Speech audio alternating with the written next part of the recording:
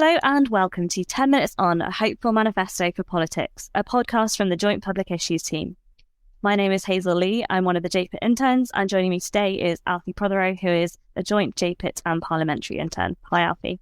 Hi Hazel. In anticipation of the next UK general election, political parties are planning their pledges for election manifestos. The Joint Public Issues team has been thinking about what pledges we'd like to see. So this is the second of 6 special 10 Minutes On podcasts offering our thoughts on what would make manifestos truly hopeful based around JPIT's 6 hopes for society. We hope to inspire you to think about what your hopes for party manifestos might be, and perhaps you can write to your MP or a political party to suggest them. So with that in mind, I think we'll start by thinking about our theme for today, why one of our 6 hopes is for a politics characterised by listening, kindness and truthfulness. So why, Alfie, should Christians want to see politics transformed? Why should we care? Yeah, I think listening, kindness and truthfulness are such important things that we don't often see as much in our politics as we'd like to. And they should matter to Christians. I mean, politics in the 21st century and living in the UK in a democracy is a place we can make massive change in the system and it can actually improve for the better. It doesn't always feel like that, but it can be a place of real positive change.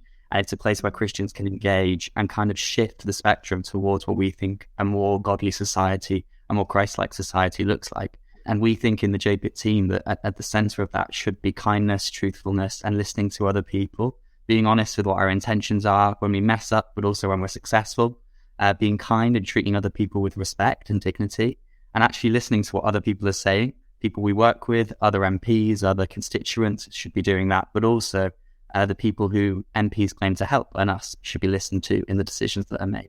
So if we lived in a society where that was what people did more in politics, it's not necessarily that it doesn't happen at all now, it's just that it can always happen more. I think we'd start to push towards a society that kind of aligns with what a lot of Christians actually want to see. Yeah, absolutely. I think we're really comfortable with these values and I really believe in the importance of these values when we're interacting with one another perhaps, but we don't always see those kind of reflected in our leaders. And actually, what would be wonderful is if we see that kind of dissonance resolved. I know I'd love to see that in our politics, and I'm sure others would too. So based on that idea of a politics characterised by listening, kindness and truthfulness, Alfie, you and Hannah, the other parliamentary intern, have come up with 3 kind of personal hopes for party manifestos. And these, I'm just going to run through those and then we'll chat about them a bit more. So they are, number 1, to legally require an independent ethics advisor for both the Prime Minister and Leader of the Opposition, who will publish an annual report of their honesty and accountability. Number 2, to listen to lived experience of poverty using an advisory committee for welfare poverty, ensuring legislation and government spending reflects actual need. And number 3, to produce clear best practice for kind, positive engagement between MPs and constituents with an independent grievance service for the occasions when people feel their MP isn't doing so.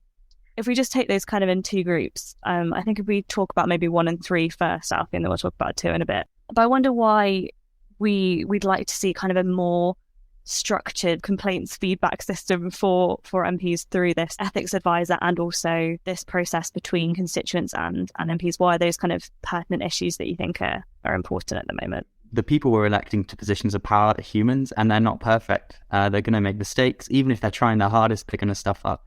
And unfortunately, some people don't seem to commit to those values that are part of our integrity and accountability. That's what we want people to be like in power, to listen, to be kind and to be truthful. And so having systems around that which protects those values and make sure that people are engaging with them, even if they would naturally, and maybe if they wouldn't naturally, I think is really important. We saw some of the issues that kind of came up without having an ethics advisor in the UK for a period of 6 months. There was questions that we would have wanted them to answer that they couldn't.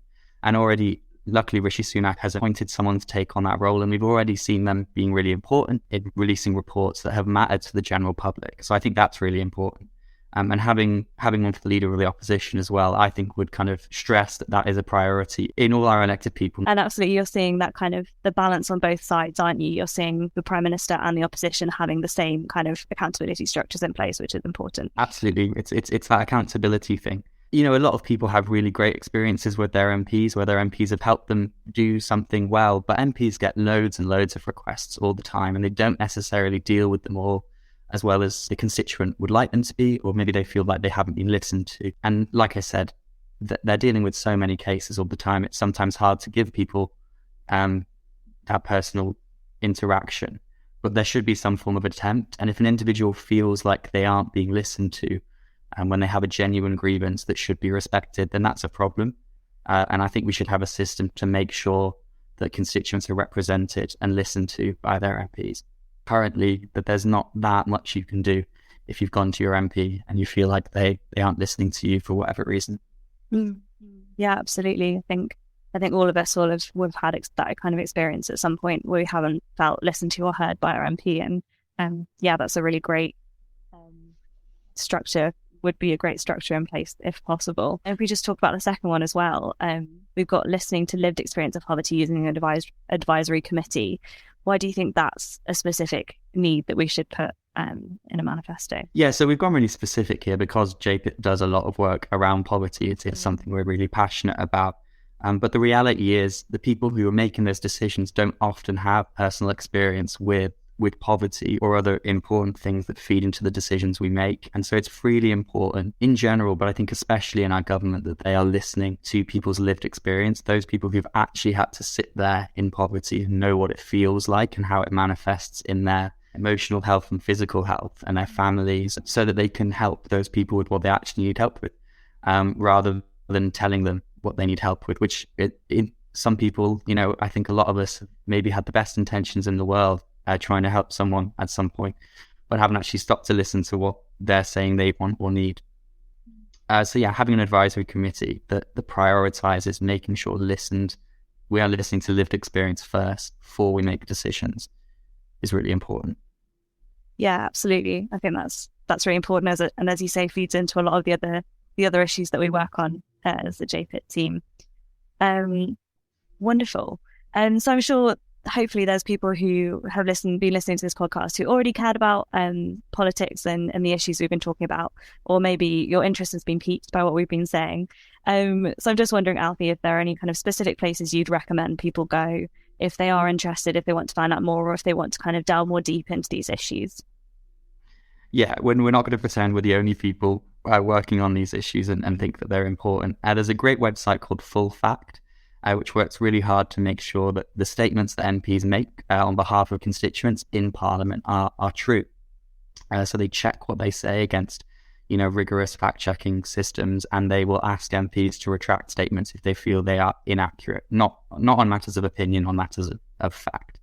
And I think that's a great organisation, and they're often, they're encouraging people to write to their MPs if they've made a factual error and just to apologise and retract it, because we all make mistakes. And acknowledging that can be really, really powerful.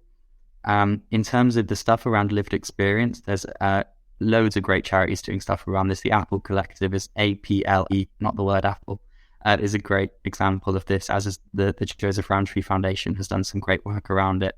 There's also the Poverty and Inequalities Commission in Scotland, which has done some really interesting work on lived experience going into government. So if you're interested in actually reading boring, dry reports on this really important stuff, I'm sure there's some stuff there for you.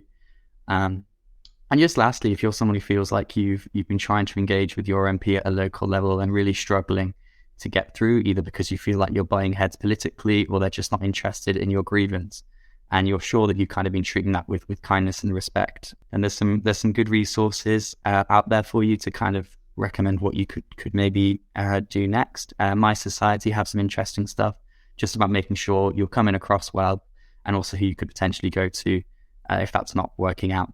Thanks, Alfie. Yeah, I think also incidentally we should maybe mention here that we're doing a joint conference with the Apple Collective and with Church Action on Poverty on the 10th of June. And if you're interested, please do join us for that day. It'll be a really interesting day of delving into the issues of poverty and how we can make a difference today.